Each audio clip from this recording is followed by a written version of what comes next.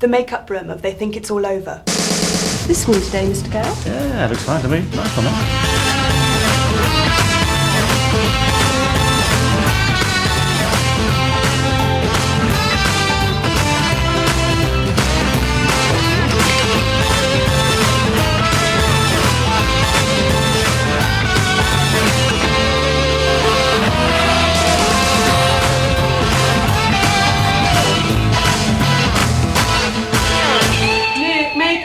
Right, time to get into character.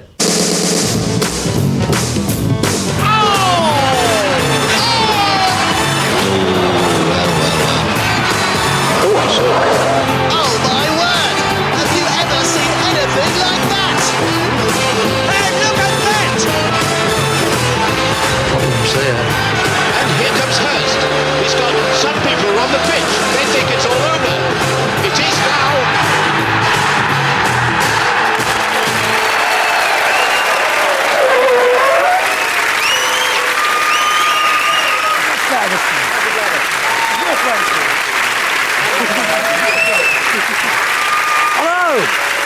Thank you.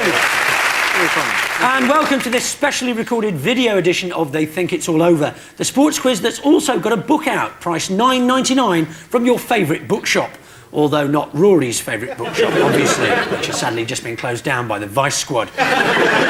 With David and Lee is a football commentator who, during the close season, got away from it all on the beach. You couldn't miss him. He was the one wearing a sheepskin thong. John Motson.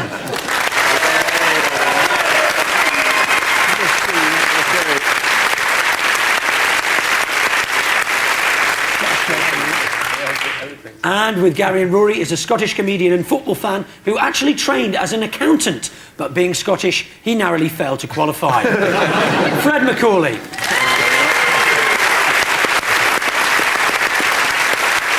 Could have been any one of so many. We kick off with our goal celebrations round. We watch a goal being scored and then celebrated, and we ask the reason behind the celebration. Gary, Rory and Fred, your goal comes from a match between Blackpool and Gillingham. Here's Blackpool's top marksman and ex-Stoke player Tony Ellis nodding one in. So the Seasiders have another corner. Ellis up as usual, and he's there, and he'll claim it.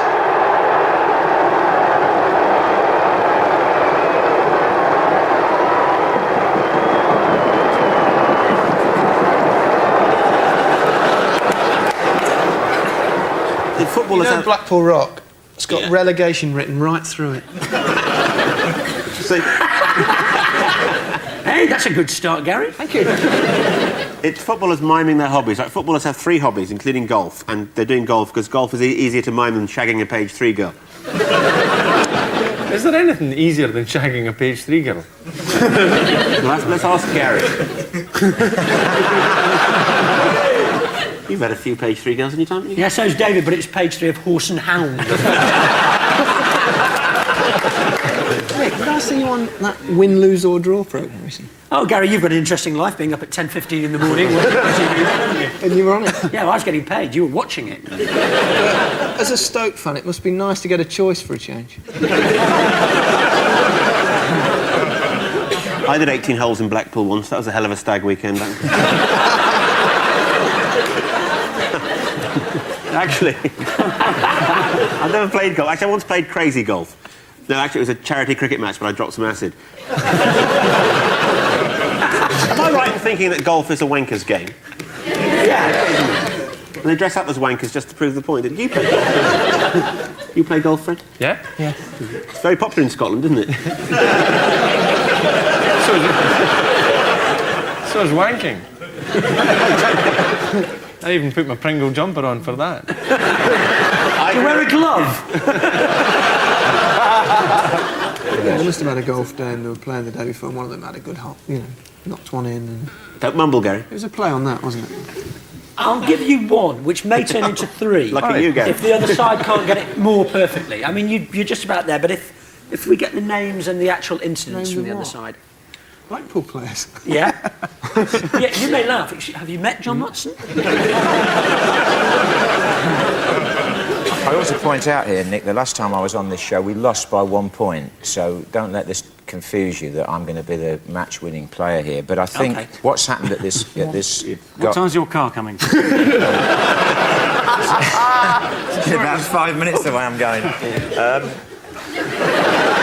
We're at Blackpool here, and I think what's happened is the... You don't have to go from the beginning of the... No. Well, all right, I'll be quick then. Yeah. Blackpool Football Club have a golf day every year. Right. And they're supposed to be honest about their handicap before they start. Right. So everyone sort of gets a fair game. Well, what happened on this occasion was Tony Ellis lied about his handicap. He's a lot better player than he said he was. Not at football, he isn't. No. At golf. So when he won the golf tournament, he said to his colleagues, when we get on the pitch, next time I score, we'll do the golf routine. How do you know these things? You just read these things from time to time in the local paper. The local Blackpool... You get the local Blackpool paper delivered to your house. How much tonnage of paper do you go for a week? I'll give you the bonus point. And here is the other player in that celebration, Andy Priest, to tell the story.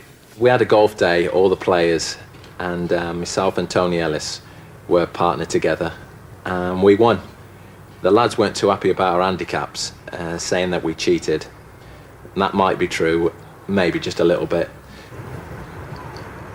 That was his impression of Bjork there. So, indeed, Blackpool had... Bjork's a popular singer.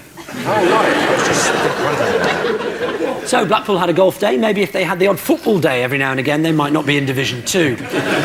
David's team now. For Motti, it's one of the most exciting fixtures in the football calendar. For David and Lee, it's Carlisle against Cardiff. This is Carl Dale slotting one home for Cardiff.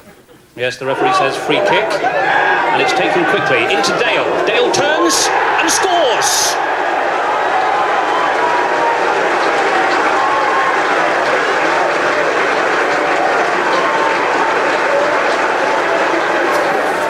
One thing Lee's never going to need, really, is I think the key to this one, which is a haircut. Right. Because I think Is this about hair? Yeah. I think it will be by the time I've finished. All right, okay. If it's How many you got? John, leave it. We've all had a drink. Leave it. If it's about hair, I'll just leave it to the other guys. Some more questions about hair, so Lee leaves it to the other guys. That's what I suggest. Yeah, well, that's fair enough. I mean, I think what's happened here is... in the week leading up to that game, Carl Dale's obviously had some sort of a haircut. Probably not a proper one from a hairdresser, but probably either his wife or a member of his family or... his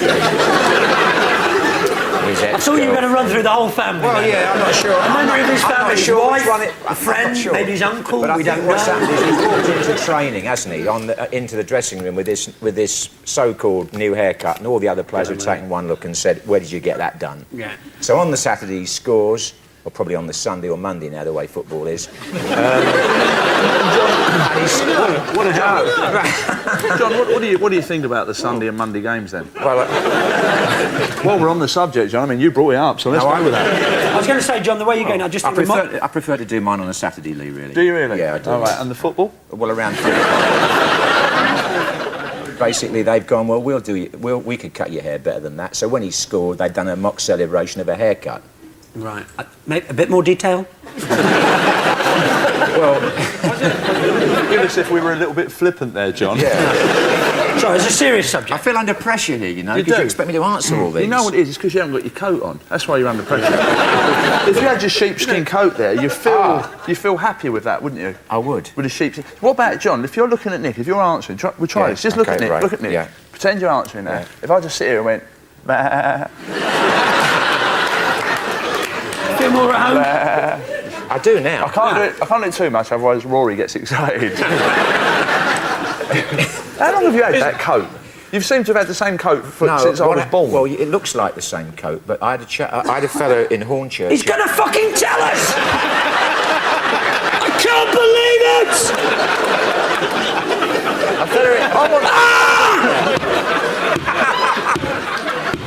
I want to know... I know you want to know. I'm trying to tell you. I think would you like to know about his coat? Yeah. See what I tell us? Your coat is very popular, The John. quiz is just incidental. It is. The coat. You know the Essex area, don't you? Well, there's a fella in near me. Hornchurch used to actually have the skins in his garage. He had skins in the garage. Yeah. And you didn't find that odd. Used to make coats, right? Okay. Yeah. So I bought 4. Yeah. Thinking that they'd last me the rest of my career. Right. And unfortunately, your career lasted longer. You're right. I'm pleased to say. So I wore all the coats. Well, one of them went to a museum. Your coat, what, on its own? Yeah. Your coat went... They borrowed it for an exhibition. Oh, I thought you meant your coat. I thought you meant... I'm going to give you the 3 points anyway. It's a relief. But as you'll see, there's slightly more to the hair story, and here's Carl Dale himself to explain. Well, basically, I wanted to get my hair cut before we played Carlisle, and there wasn't enough time, so I decided to have a go myself with the clippers I had at home. Turned into an absolute nightmare, and got the mickey taken out of me by the lads. And we decided if I scored that day to make a celebration out of it. So there we have it. The Cardiff players were taking the piss out of Carl Dale's new haircut. Cardiff are, of course, the only non-English team to win the FA Cup, apart from Chelsea last season. Their manager, Russell Osman, famously appeared in the film Escape to Victory, where his only line was, "But we can win this game," a phrase he's had to give up since he joined Cardiff. At the end of that round, Gary's team have 1 point and David's team, or indeed John Motson, have 4 points.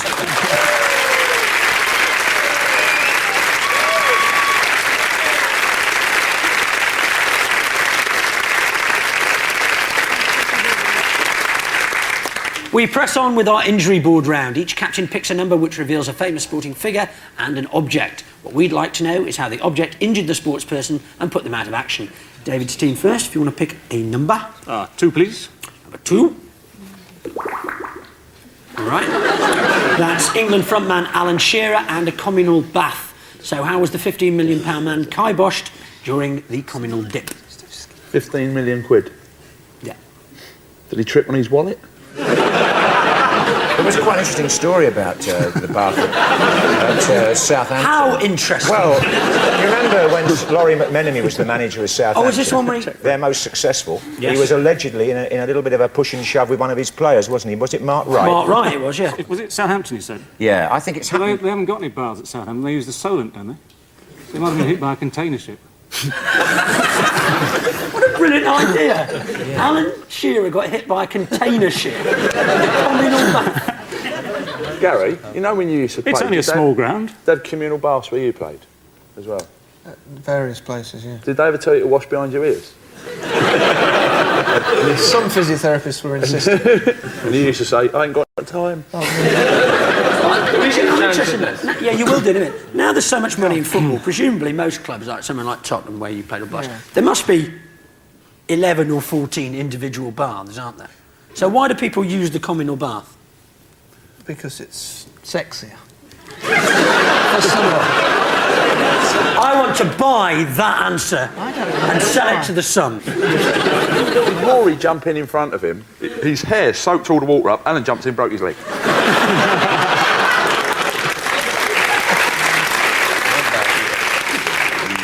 Old Lillette McGrath, as we call it. That's for a slightly different reason. Yeah. I was going to say there's one major difference between Rory and a Lynette. Was it a very early bath? No. And the Romans were still in it. They must have put some liquid in there I love in that place game, of the soap that should have gone in or something, and he's come out of it with a sort of like what you call a nappy rash type thing. I'll have to give you that. I'll give you 3 points for that. Yeah, the story is that when Shearer was at Southampton, the team ran out of bubble bath, so they decided to use soap powder instead, which is a great idea, but Alan was covered in a rash for days. It wasn't the washing powder rash that stopped him playing. The team came out of the bath so fluffy, they couldn't cram them all into the team bus. Paul Gascoigne also suffered a bath time injury when he got into the tub at home and scraped his arse on the coal. David Gower, of course, is no stranger to bath time tragedies. Only last week, his bath of Bollinger 58 was ever so slightly over-chilled. Alan Shearer's nickname is Smokey because he quite likes smoky bacon crisps. We won't tell you why Rory's nickname is Cheesy What's-It. Boy, is it, Rory? Well, actually, it's because I rather like them. And also, I don't wash my knob either. That joke explained for the hard of thinking. Gary's team now. It's your turn to select a number. Number 11, please, Nicholas. Number 11, OK. No, that's the mighty Fulham, indeed, and a football pitch. So, how did the pitch injure the lads from Craven Cottage? Was this Mad Jack pitch? It's just not ours. Is Yeah. it? Oh, sorry. Was it Man Jack pitch? Just in case. Gary Lineker, a man so sad he'll Nick Leehurst's failed jokes. You don't know about Mad Jack pitch? No, tell me about it. Mad Jack pitch. He was a legend in the East End. He was madman. He was madman. And then he moved out to Hornchurch, right? And in later years, he used to skin sheep. Fulham Football Club, Fulham Football Team. Injured by a pitch? Was something thrown on the pitch which injured them? Glass? Coins? No. I don't believe they throw coins on Scottish football pitches. They throw IOUs on in Scotland, and you get a nasty paper cut. What was it, the white from the lines? Yeah, the lime thing. You've got that look in your eye that you're going to say, no. No. No, was Keep it going, white Frank, keep from the going, lines then? Yes, you're getting much closer. They snorted it. Can you guess what was put down? Yeah. Bleach. Stuff. What Yeah, else is close. white? No, I'm going to give you the 3 points. rather than- Substance. I'll do anything rather than hand it over to Motti. Yes, the answer is that the Fulham lads were injured by the white lines. They got burns and blisters when the groundsman at Ashford Town used pure lime instead of whitewash by mistake. The Arsenal team played there the following week and got severely burnt nostrils. And so at the end of that round, Gary's team have 4 points and David's team have 7.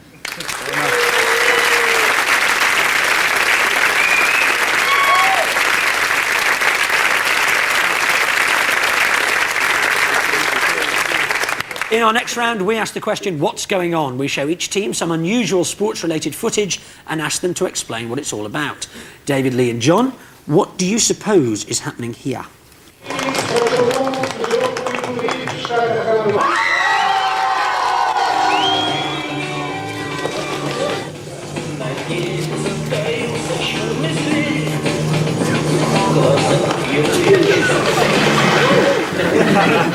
Is it what women do when they're preparing to go out on a dinner date with Rory?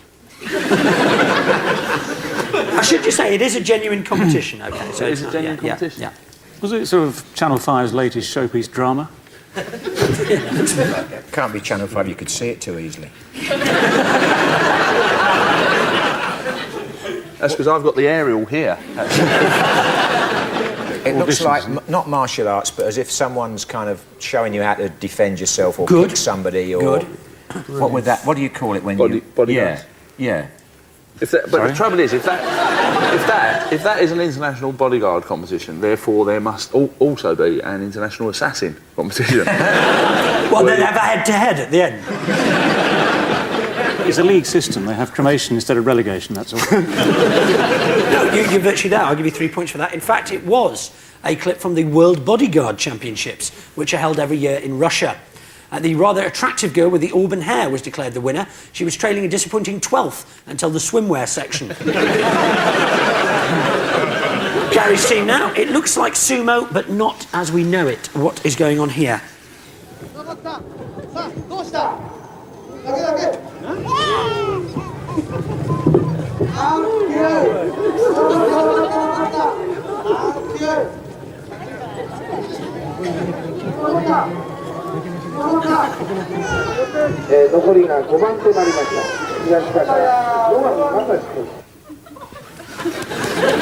Japanese version of holding the baby, wasn't it?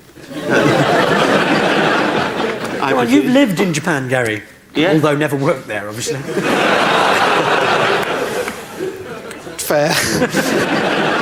You go to sumo wrestling when you were there, Gary? I went once. Good fun?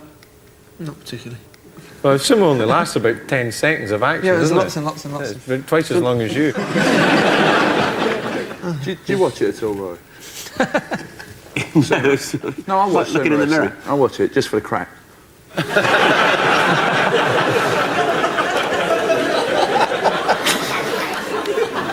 And there was a man with a mask. He looks as though he's just come along to scare the shit out of the children to test the nappies. That is very close. Gary? Is it? Is it about... It's going to make them cry, haven't they? Yeah, that's exactly what's happening. Rory, would you have something to add there? No. Yeah, Gary's got it exactly right, with some good help from Fred there. In fact, it's an event from Japan where sumo wrestlers do everything possible to make babies cry. And the first one to make a baby cry is the winner. Why don't they just drop them? The competition was won by the bloke who waited till his baby was fast asleep and then tried to tiptoe out of the room without waking him up. And so, at the end of that round, Gary's team have 7 points and David's team have 10 points.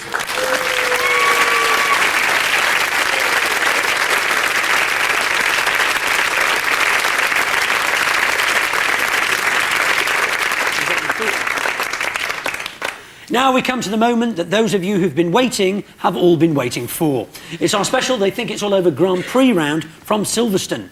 Gary and Rory racing in the Jordan cars will fight it out with Lee and David in the Williams in hot rubber action around the famous twists and turns that make up the Silverstone course. We go over now live to the track where I'm waiting to take us through the preparations for the countdown to the build-up of the big race. A state-of-the-art Formula One racing car, powered by a state-of-the-art 10-cylinder, 750 horsepower engine, which is capable of speeds of up to 220 miles per hour. The ultimate driving machine. Interesting, but totally irrelevant, because our competitors are going to be driving one of these, a Formula 27 state-of-the-art dinky car, powered by engines like this, which will of course be familiar to any of you at home who have a Flymo. It may not look big or expensive, but like David Gower's hair, appearances can be deceptive. This little beauty can leave one of Damon Hill's arrows standing on the grid, which is of course what the arrows tend to do. So our competitors are going to be having filmed practice laps in one of these cars, and then there's going to be a head-to-head tyre-burning Grand Prix of 6 laps. So now, let's go over to the entrance gate, where our competitors are arriving. First to arrive is Gary Lineker, winner of last year's Sporting Challenge, clearly the favourite. He'll be racing in the Jordan No. 1 car this afternoon.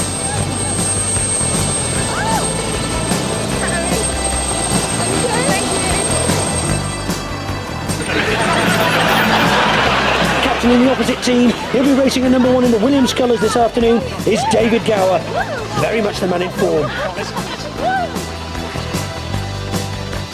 Here's Lee Hurst, very much a man with form.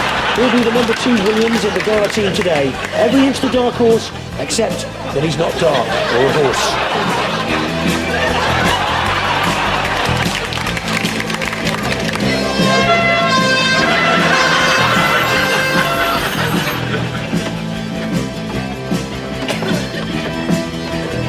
And here's Rory McGrath.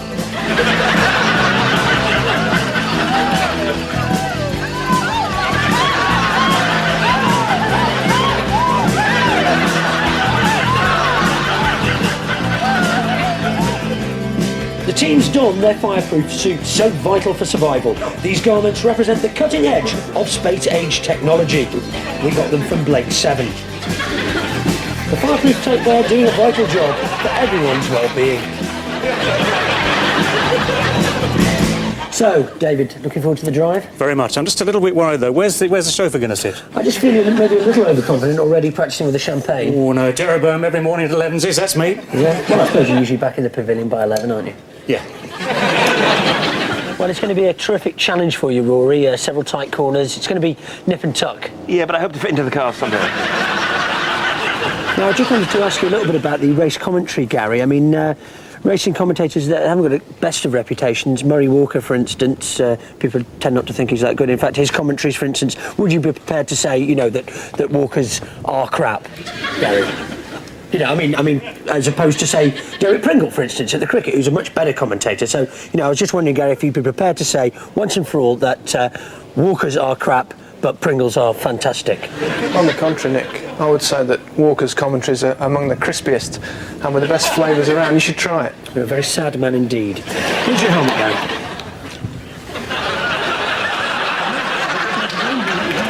Right, I think it's time to go. You've all got your helmets on. I haven't. Oh, sorry, Lee. I think it was the stickers confused me. The competitors are in their cars and they're ready for the time lapse. Lee's found a crash helmet. You'll have to take my word for it on that. So let's go over to the trackside and the sound of the inimitable Murray Walker, as imitated by someone much cheaper. Good afternoon, and you join us here at Silverstone for the They Think It's All Over practice session. I should explain that as in Formula One, these practice laps are timed, so the faster you go, the better position you have on the grid. Hurst there in the untaxed Williams had a bit of trouble at the start when he hot-wired his car out of habit. And as he drives past those women, Rory McGrath is in pole position. At least part of him is. Lineker coming out of a dangerously tight turn. I expect there'll be skid marks there. We'll find out when he takes his suit off later. And McGrath finishes his first lap in 1:23.94, which puts him in the lead, which is hardly surprising as he's the first driver to complete a lap. And Lineker's grabbed the lead with 1:19.23. Incredible! And goes in trouble. He's stuck behind a caravan. Surely you have to question the decision to hold this race on a bank holiday. And there, I've just seen Hurst finishing his first lap. It looks a pretty fast lap. Yes, he's finished it at 1:17.75 and goes into the lead. McGrath fiddling with his helmet there. He really should stop that and concentrate on driving. Gower, yes, his first lap, believe it or not, is 1:17.94, just behind Hurst. And it's back to Nick in the pits. Now, before the race starts, just a few words about the significance of the flags used to signal to the drivers once the race has begun. First of all, the black flag means that they must stop the race immediately. The checkered flag, of course, means that the race has been won. The red flag means that this beach is unsafe for bathing. The white flag means that Damon Hill has surrendered. And if you see the red flag with Lion Rampant suspended from Cornet, it means that David Gower is in residence. And now a word about the points. The winner will get 10 points, second will get 6, third will get 4, and fourth will get 3. And now it's time for the race. So down to the starting line and the sound of that ever so slightly unfamiliar voice. So the grid order is as follows. Hurst, and in the dirty track it's Gower, then Lineker and McGrath. And just listen to that high-pitched whine filling the air. As they wait for the lights to go to green. Oh no, no, and this always happens when you're waiting for the lights to go green. They're probably signing on as well, and they're almost certainly from Liverpool. Now all the drivers' eyes will be fixed on those starting lights. There's the red. They're waiting for the green. There's the green. And they're not off. Sensational. They're on. And the official has skidded off the track wearing Arrow shoes there. And they've started.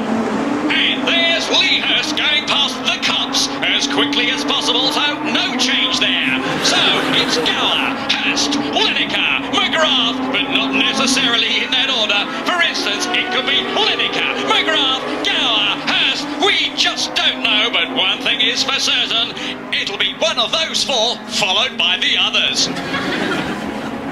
And if any of the drivers actually finish the race, they go ahead of Johnny Herbert in the world rankings. So they take the corner, and Hurst, yes, it's Hurst into the pits.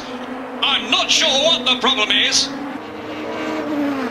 Oh, he looks a bit peckish. It looks like, yes, a pump and a sandwich.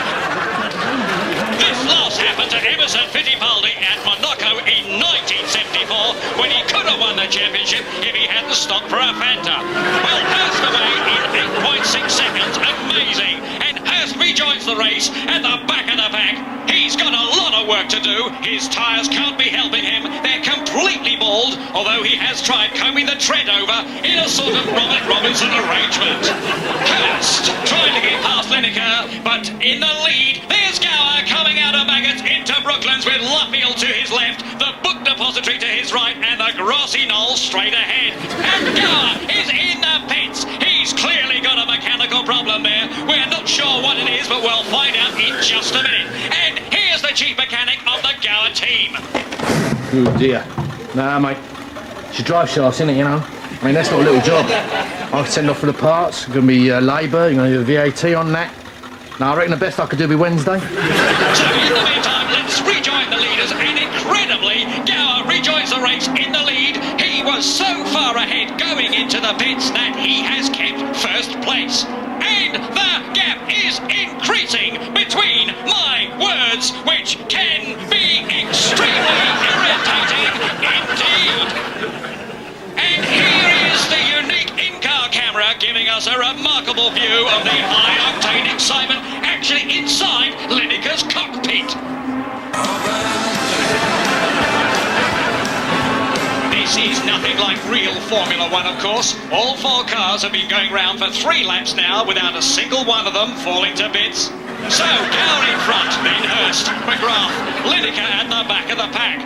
And Lineker has come into the pits. He's clearly been signalled by his pit team to come in. The car isn't equipped with a walkie-talkie, but with ears like that, he doesn't need one.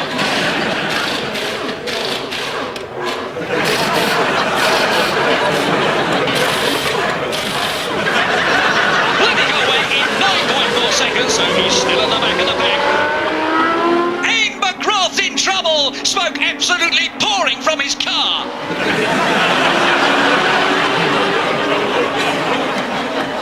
And there's drama at the Brooklands turn. And I have to say, at the exit of the pit lane, Gary Lineker is nowhere to be seen, much like his career in Japan. And there's Lineker at the back, the nation's favourite grey-haired, jug-eared ex-footballer trying hard to get back in contention. And look at this! And look at that! And this! Now have a quick gander at this! And look at that! Now back to the race. And McGrath is in the pits, probably for refuelling. Yes, it's for refuelling, and he's in a hurry. No time for a garlic bread. 5, 6, 7, 8 pieces, an entire Quattro Stagioni pizza in 8.2 seconds. This is a record. So, Gower ahead of Hurst by 1.82 seconds, with the 2 Jordans trailing way behind. There goes McGrath into the straight. He's got an 8-litre capacity, which is almost as much as the car. And there is the caravan. They took the wrong turning on the way to Winchelsea, and they've been going round and round for 9 hours now. A fantastic row going on in the front seats about Mrs. Henderson's map reading. But the good news is that they've just broken their own lap record. So 1, Gower, 2, Hurst, 3, McGrath and Lineker a disappointing 4th. There's Gower in the lead, but Lineker can console himself with the fact that this is the longest distance ever driven by a professional footballer without being stopped for drink driving. And there's a tremendous tussle for the lead going on between Gower in the blue helmet and Hurst in the pink. It's absolutely neck and neck. And I have to say, I don't know why the Brazilian director is showing us this. In fact, I don't know why we employed a Brazilian director in the first place. And Hurst has snatched the lead. Hurst and Gower jockeying at high speed. It's almost as if their wheels weren't touching the ground. And with the excitement at fever pitch, it's time for a commercial break. If you've enjoyed this video, why not try the other video in the They Think It's All Over range? They Think It's All Over No Holds Barred is a festival of good-humoured family fun, with the occasional fuck thrown in. Available now, all quality stockists. And Hurst tries to go through on the outside. He's taken it too wide. He's off. He's in the gravel. Lee Hurst is out of the race. Oh, I hope and pray that the car's all right. Let's just enjoy that humiliating moment for Lee Hurst again from a variety of angles. There he goes, the bald git. McGrath goes into second place and gets a friendly wave of encouragement from his cockpit rival. And Gower is on his own, as he has been for so many of the nights in his life. And Gower takes the checkered flag. He waves to his delighted domestic staff. There they are, who've lost a day's wages to come here today. And McGrath and Lineker choosing this moment to come out in equal comfortable second place. It's official. Rory will shag anything. There we are, 41 seconds behind the lead. They tried their best, but unfortunately their best was rubbish. Here's Lineker. Gower. Well, the winner breaks open the magnum of Tizer. Another shake there. And David Gower quite baffled there by a bottle with a screwed top.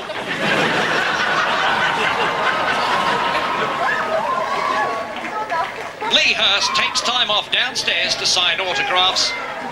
And there's Rory McGrath jotting down his phone number on a piece of card and, for once, not putting it up in a phone box. So, that's it from Silverstone. But if you want to see any more motor racing, you can always switch over to ITV, where the coverage will continue for at least another 2 weeks. And meanwhile, it's back to me in the studio.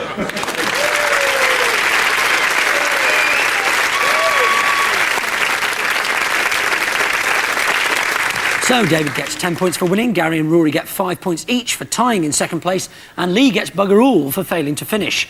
10 points each then, and a complete waste of a day. So at the end of that round, Gary's team have 17 points and David's team have 20.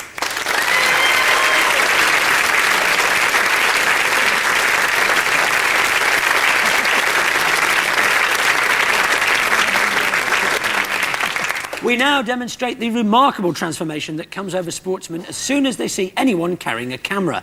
In our Photo Opportunities round, we want to know what stories lie behind the pictures. David team's first, here's yours. So, that's Gary Lineker and a giraffe, but what's the reason for the pose? And also I want to know what's the reason for that coat later, Gary. It's good in its day. I don't just leave that for a second. So Gary Lineker and a giraffe, what do we think, David's team? Well, first of all, a little tip for you, Gary. Next time you're having a photograph, try and keep your bush inside the trousers.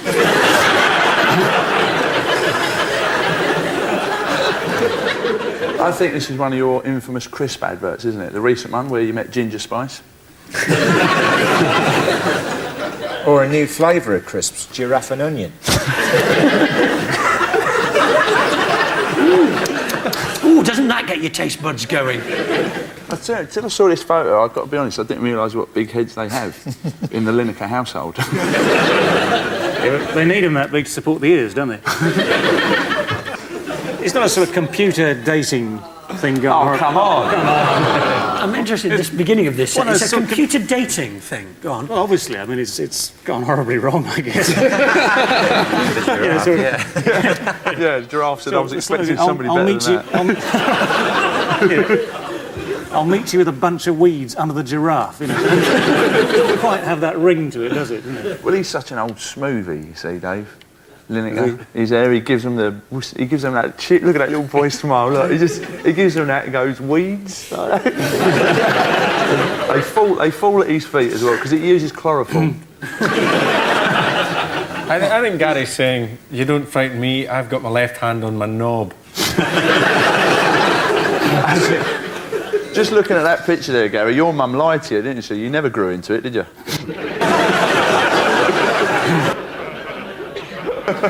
Martin, you got any ideas? Well, not really about this, no. Is this anything to do with Gary being in Japan? No. Did you play any football in Japan? Yes. How many games? About 12. 12 games. Oh, and did you play any football? My whole career. Or did you do that running around in the 6-yard box hoping it'll hit your knee again? Was there any other word? No, I don't think so. Who cares about the rest of it? So is it one of those Christmas campaigns? You know, a giraffe isn't just for Christmas, or... Well, it wouldn't be, would it? I'll tell you what, it's worked, hasn't it? Who here's had a giraffe for Christmas? Have you ever thought of a giraffe skin coat there, Marty? That's an idea, actually. Because it'd keep your neck warm, wouldn't it? No. Gary? It's at London Zoo and they named a giraffe after me. Was that a proud moment? I was... Not for the giraffe. Yeah, the answer is indeed, well done, 1 point for you there, that the giraffe was also named Gary Lineker, and Gary went along to London Zoo to have his picture taken with it. In fact, due to an hilarious mix-up, the Japanese football club Grampus 8 actually signed the wrong Gary Lineker. Yeah, that's right. He played 2 games, hurt his toe and buggered off to advertise crisps. Coincidentally, Rory McGrath has a baby sheep named after him, and all credit to him, he still pays maintenance.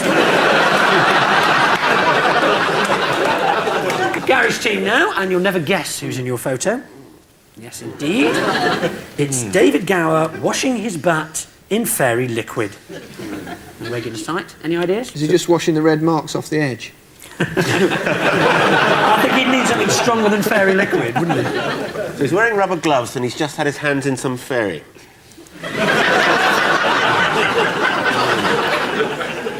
Is it just the bat you wash in you wash in fairy liquid, or do you wash your balls in that as well? Dave, if you were a man, you'd respond. He insulted your good name. Do you know what? He said your wife was an awful woman. He did. No, it was him who said it. Can I just say, I think I've busted a rib. Well, that's an extra point for David Gower then. It looks as though he's pointing at the end of where the bat should have been. He's saying, and if it had been this long, I'd have hit 6 more runs. And that would have made 8. It's one of those cooking programmes, isn't it? Can't bat, won't bat.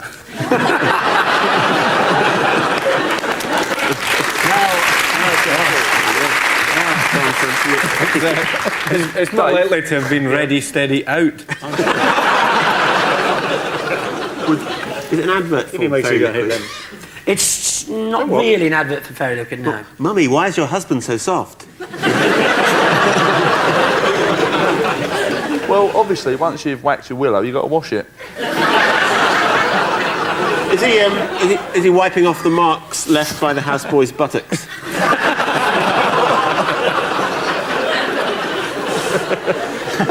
I think what's happened is that some attractive, slowly blonde called Emma or Sarah or Fiona, works for a PR company, has said to David, "Will you come and wash a bat in a kitchen for us?" He said, "Yeah." That's certainly true, but to what end? Ideal Home Exhibition? Is correct for 3 points. Yep, I'll give you that. Yep. Did you know that? Yeah, that's right. He was indeed promoting the Ideal Home Exhibition. No, and after he'd finished washing his bat... You weren't? Why? Yeah. Something at the that's Ideal Home 2 points off for you. I was there for the kitchen. Zyco Kitchens. As long as it was in the wider ball pot. Zyco Kitchens. Psycho Kitchens. So you go in, they get kitchen devil. And then you've got the wipe clean surface afterwards. Zyco. After another kitchen then, basically. It doesn't matter, as long as it's within the ball part of the Ideal Home Exhibition, they get the points, I'm afraid. I'm sorry about that. Was the kitchen a good kitchen? Was it one of those chipboard It still is jobs? a good kitchen. They're long-lasting and hard-working. What? Unlike you, David, eh? And so, at the end of that round, David's team have 20 and Gary's team have 21.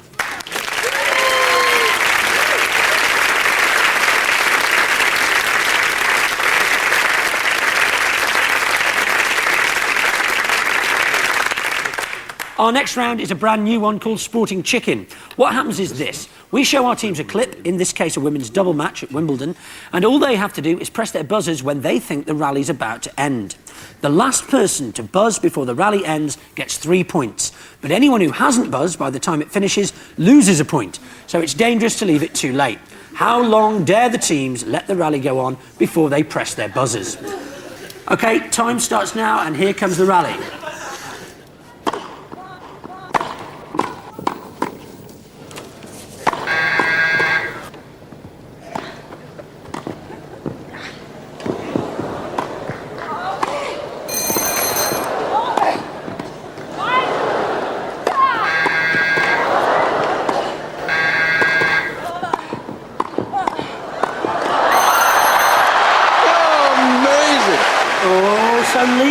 press.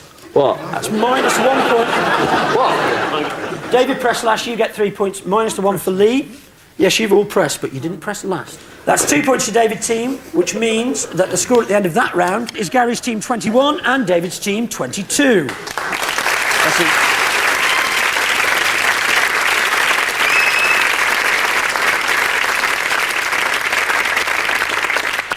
It's time now for our teams to feel up the famous as we play Field the Sportsman. Gary and Rory, it's you first if you'd like to get in position. I forgot about that. Forgot about that. Oh, dear.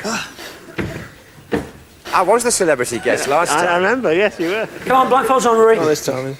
Gary, your task is to identify a mystery sporting personality in 90 seconds through touch alone. So, can we have our first mystery guest, please?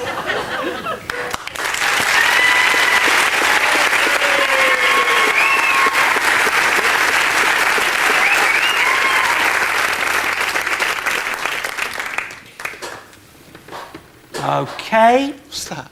And your 90 seconds start now.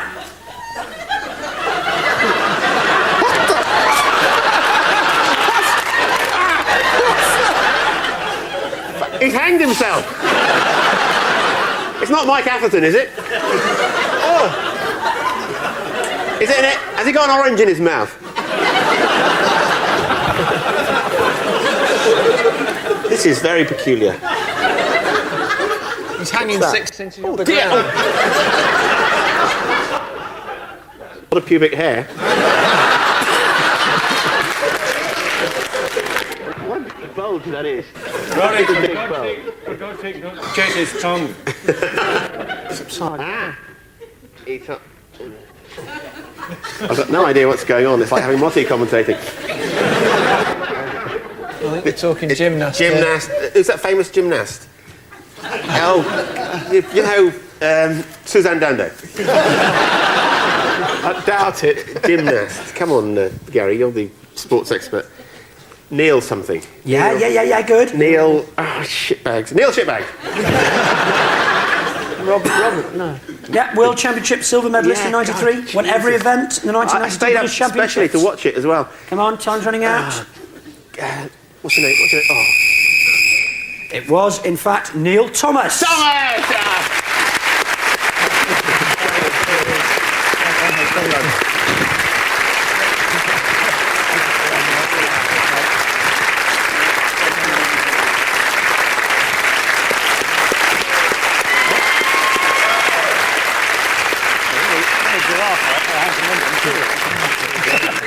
We haven't had this much white powder on the set since Paul Merson was on the show.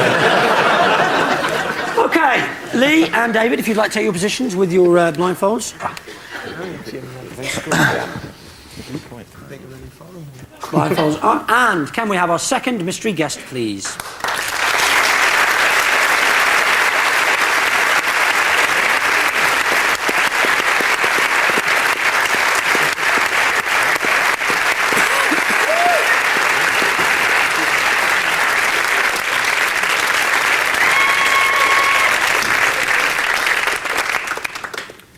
OK, and your 90 seconds start now.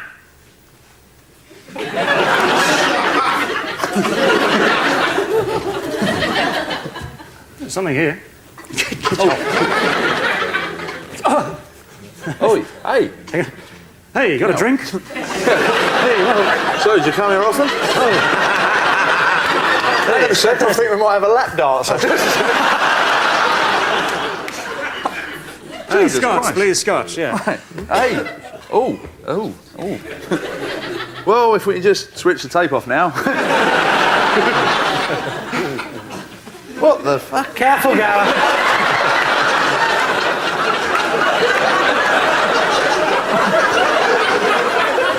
Gower dismissed once again.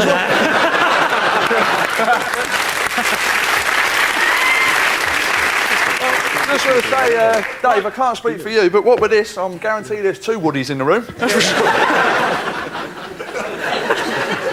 While you're up there, got any champagne? Yes, blindfolded is good, Lee. Careful. Careful, mate. Please be careful. Hang on. Are we? Well, we're on the...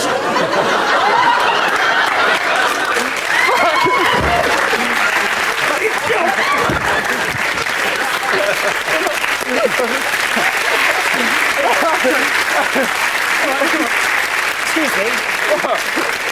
Well, let's be fair. Do we get extra points for knocking her off? Hey, careful! Careful. Oh, fuck. Well, you always do it with your eyes closed, don't It's you? thinner than I thought. Is it, It's too late, that's what it is. Blindfolds off. And it is indeed Suzanne Dando.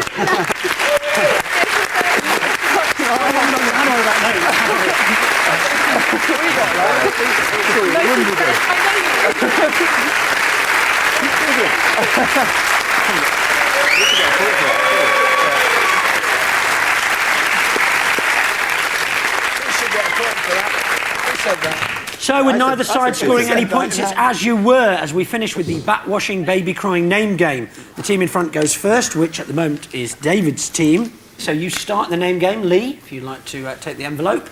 You know the way it works, as many names as you can in the next 90 seconds, starting now. Motor race driver, British, never finishes a race. Correct. Bit harsh, bit harsh. 1500 metre, 800 metre runner, British female, injured, world Kelly champion. Holmes. Correct. Play Motters. England football manager. Motley? You struggled there. British female javelin thrower, not Fatima Whitbread, the other one. Tessa Sanderson. Correct. This guy's got the same surname as John Motson if we use his nickname kind of thing, and his first name is same as the Conqueror, who came over here and shot an arrow into King Harold's eye. William Motti. Correct. I couldn't say it any more clearly than that, really. Very well, very good. British high jumper. Dalton Grant. Correct. There you go. Oh, it's the same name as before, but reversed. Dalton Grant. No, Grant reversed, Dalton. you prat. Not Lob, not Lad, Train. This one, second name, if he had, he's did, and now he... What? Come, Motti. Second name, if he's a footballer... No, his second name, right? Sounds like... You know at the end of sex you say, did you... Thank you. No, not thank you.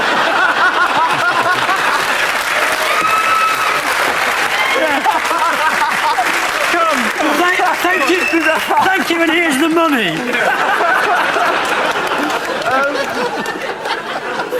First... Come on. No, nearly come here. First name would be your favourite... Oh. First name just they give you a score.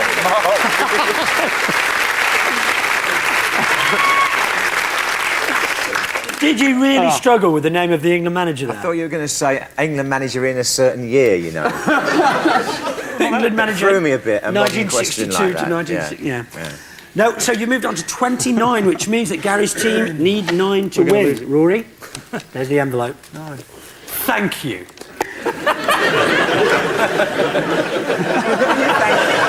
That was charming, darling. Do you not normally say sorry?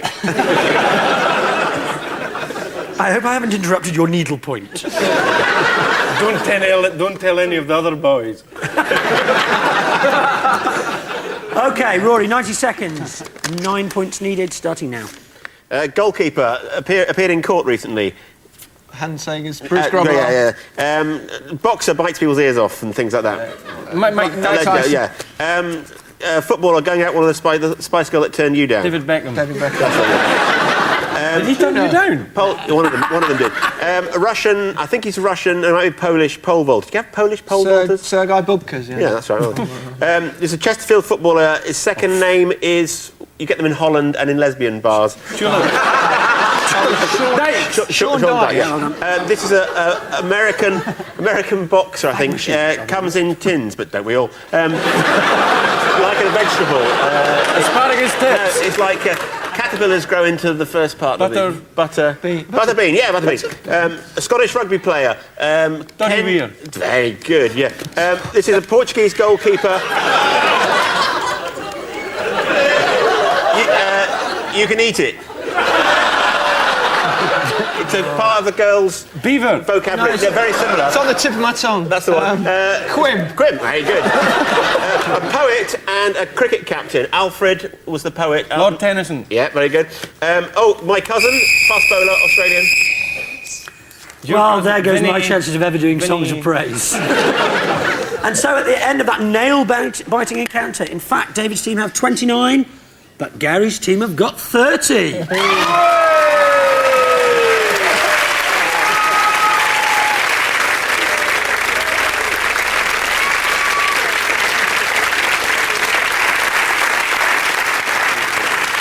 Too funny over the sleeping room. So thanks to David Gower, Lee Hurst and John Motson, Gary Lineker, Rory McGrath and Fred McCauley. We're all off to stick some sellotape over the little hole in this video and record the X-Files over the top. I'm Nick Hancock. They think it's all over. It is now.